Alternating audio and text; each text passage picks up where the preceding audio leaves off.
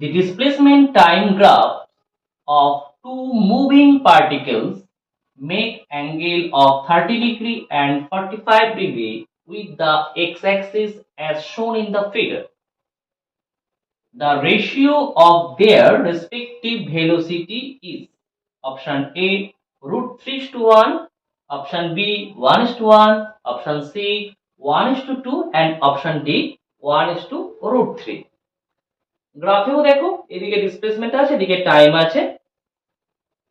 Two graph যেটা আছে একটা দেখো 30 ডিগ্রি অ্যাঙ্গেল করেছে আর একটা 45 ডিগ্রি অ্যাঙ্গেল করেছে।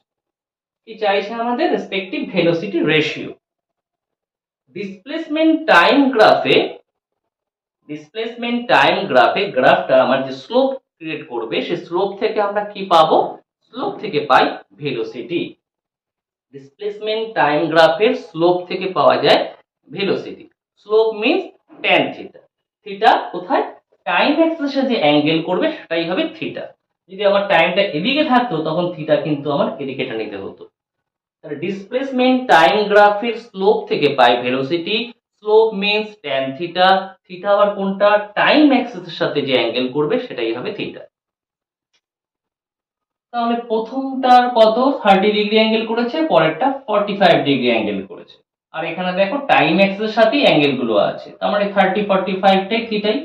তাহলে প্রথমটার ভেলোসিটি কত হবে tan 30, আর একটা যেটা তার ভেলোসিটি কত হবে tan 45।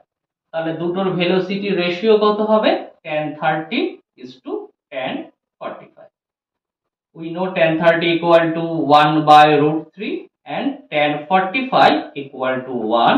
তাহলে এখান থেকে পাচ্ছি 1:√3। কোথায় আছে 1:√3? D তে আছে। That means option D is the correct answer.